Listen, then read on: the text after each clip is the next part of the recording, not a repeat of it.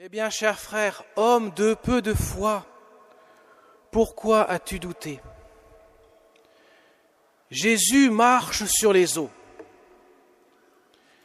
Et bien sûr, les pauvres apôtres, ils sont un peu interloqués de voir un homme qui marche sur les eaux. Ils pensent que c'est un fantôme. Il faut que Jésus les rassure pour qu'ils puissent se rendre compte que c'est bien lui qui marche sur les eaux, et non pas une hallucination, un fantôme qu'ils croient voir. Confiance, c'est moi, n'ayez plus peur. Et voilà que Pierre dit, finalement, Seigneur, si c'est toi, moi aussi je peux marcher sur les eaux, il n'y a pas de difficulté, je peux venir jusqu'à toi. Ordonne-moi de venir vers toi sur les eaux. Et Pierre descend de la barque. À ce moment-là, il est courageux. Il marche sur les eaux. Tant qu'il regarde le Christ, tant que son regard est fixé sur le Christ, sur Jésus, il n'y a aucun souci. Il marche sur les eaux. Mais tant que le monde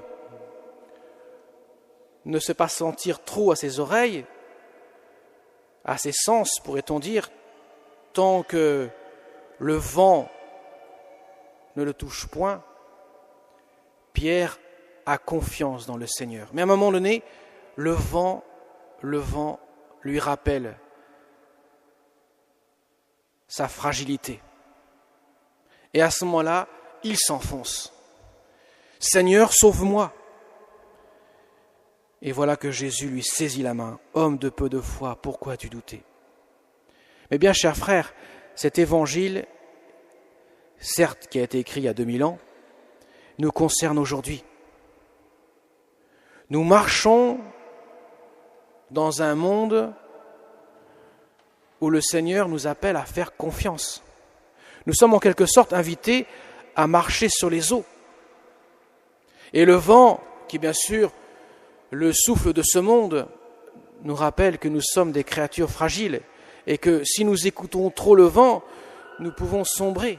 Mais pourtant, si nous écoutons le Seigneur, si nous regardons le Seigneur, si nous avons notre regard, notre cœur fixé sur lui, rien ne peut nous arriver. Jésus l'a dit dans l'Évangile, « Ne craignez pas ceux qui tuent le corps, car ils ne peuvent rien faire de plus. Mais craignez plutôt ceux qui tuent l'âme, qui envoient l'âme dans la géhenne, dira Jésus. Parce que là, il n'y a plus de secours, il n'y a plus de rémission, il n'y a plus de solution possible. Jésus veut montrer que tant que vous faites confiance, tant que vous accordez votre confiance à moi, le Fils de Dieu, rien ne peut vous arriver. Rien ne peut vous arriver au point de mettre en péril votre vie spirituelle. Mais si vous écoutez les sirènes du monde, ne vous étonnez pas que tout s'effondre. Vous voyez, mes chers amis, la foi, c'est un acte de confiance. Saint Pierre fait confiance à Jésus tant qu'il marche sur les eaux. Il ne voit pas Dieu. Il croit que cet homme-là est Dieu. Seigneur, c'est bien toi. Ordonne-moi de venir à toi, sur les eaux, de marcher sur les eaux. Et Pierre fait confiance, il marche, il n'a pas peur, il sort de la barque. Imaginez que si un jour quelqu'un vous dit « Sors de la barque, marche sur les eaux », personne ne le ferait, à moins d'être fou.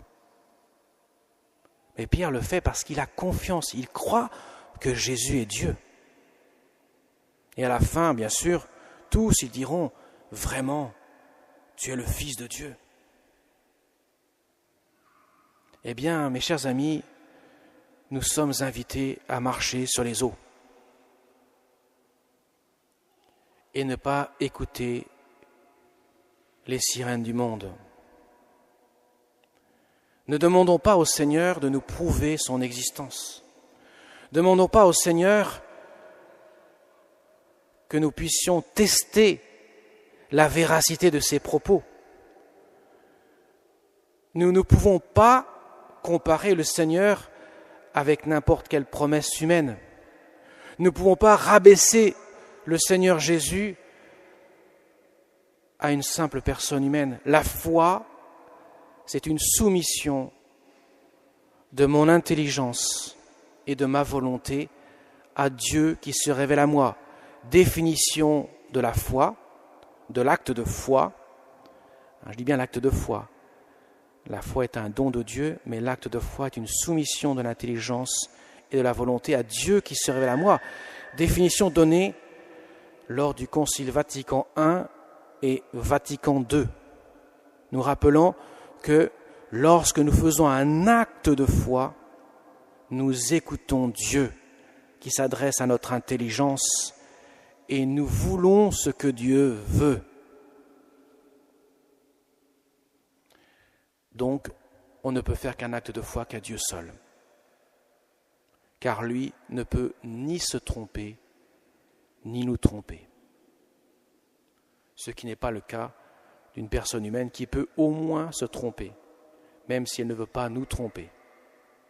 Vous voyez, mes chers amis, la foi nous conduit à faire délibérément confiance à Dieu. Et nous devons avoir en tête que Dieu nous aime plus que nous pouvons nous aimer nous-mêmes. Notre amour pour nous-mêmes est un glaçon face à la fournaise incandescente de l'amour de Dieu pour chacun d'entre nous. S'il y a quelqu'un qui veut bien nous aimer, c'est bien Dieu. Alors même que nous nous aimerions plus, Dieu nous aime inlassablement. Il ne peut désespérer de nous-mêmes. Il nous aime au point de donner sa vie sur la croix, au point d'accueillir, d'accepter toutes les souffrances du monde qui s'abattent sur son corps de chair, sur son âme humaine, au point de toucher les tréfonds de l'enfer, au point de faire jaillir sur la croix ce cri dans le psaume « Mon Dieu, pourquoi m'as-tu abandonné ?» Puisque lui qui est Dieu voit l'enfer, conséquence des péchés des hommes, s'abattre sur son humanité. Mes chers amis, lui Jésus qui montre son cœur plein d'amour pour nous, comment pourrait-il faillir dans sa promesse? Comment pourrait-il ne pas accomplir ce qu'il a promis? Comment pourrait-il nous laisser au bord du chemin si nous avons une volonté de vouloir accueillir sa volonté? Comment pourrait-il être plus faible dans sa connaissance de ce qui est bien pour nous? Lui qui est Dieu, qui a créé toutes choses, et que sans lui, rien de ce qui est créé ne pourrait exister.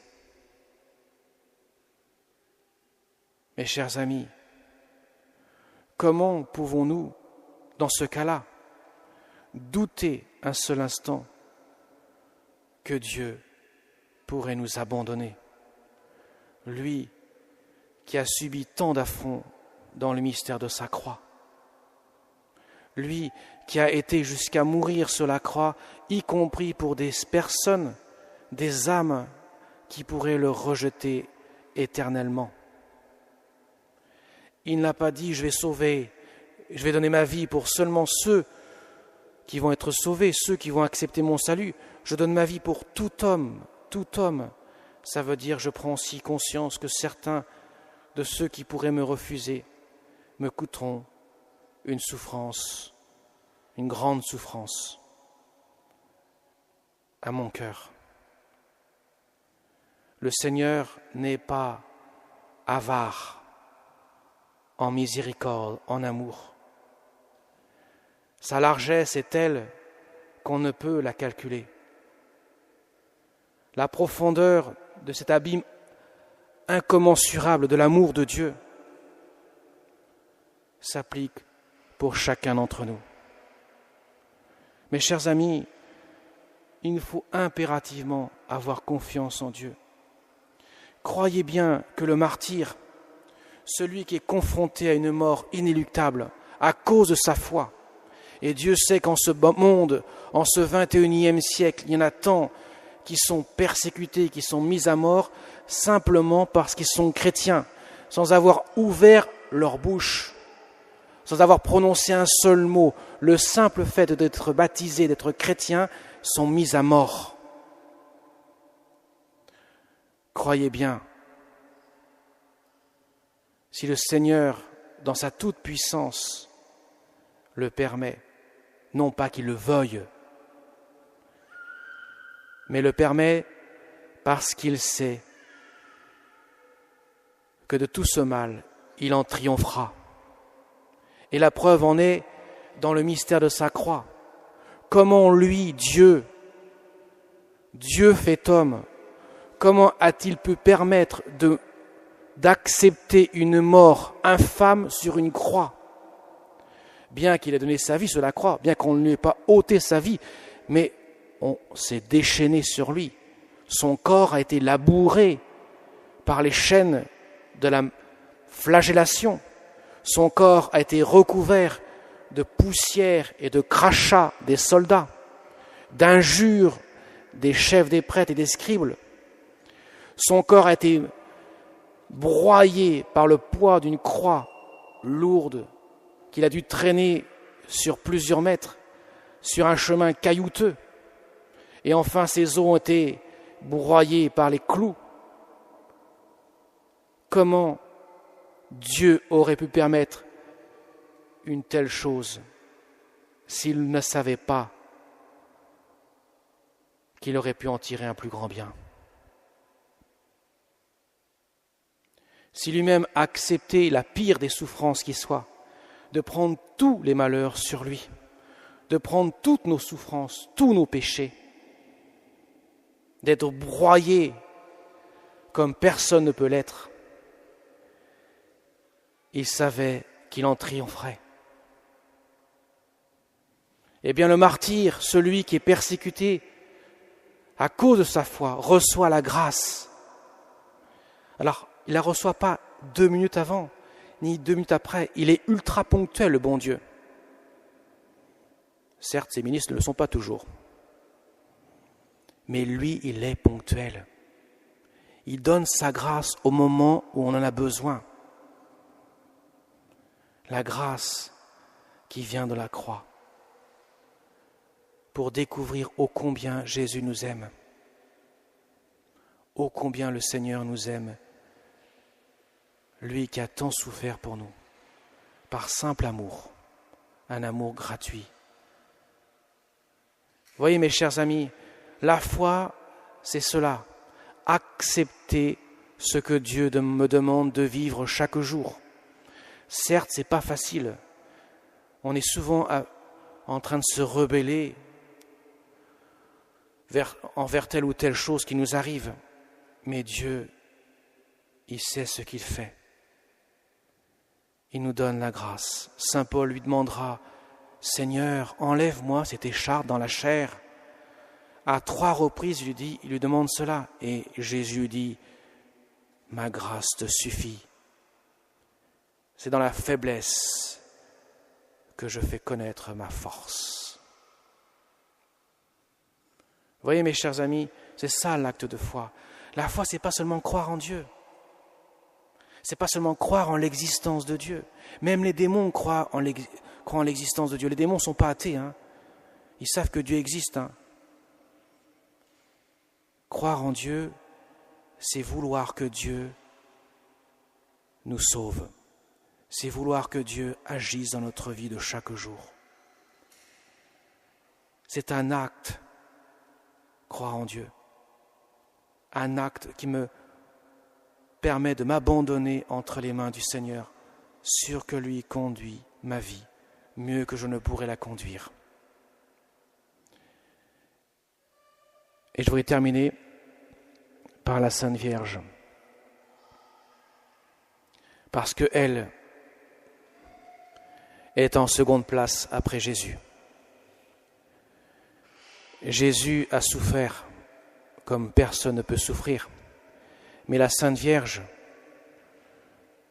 elle a souffert comme aucune personne humaine a pu souffrir sur la terre et ne pourra souffrir sur la terre. Elle a accepté de s'abandonner dans les mains de Dieu. Elle a accepté même la demande du Christ sur la croix.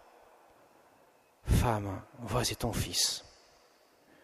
Voilà pourquoi il est urgent, mes chers amis, à 2 jours de cette grande fête de l'Assomption de la Vierge Marie, patronne de la France, urgent de la prier, de la mettre dans notre cœur de chaque jour, urgent de lui demander, chère mère, toi ma mère que j'ai reçue le jour de mon baptême, aide-moi à comprendre l'amour du Christ, aide-moi à comment faire confiance à Jésus, aide-moi à m'abandonner en toute confiance à son cœur miséricordieux. Amen.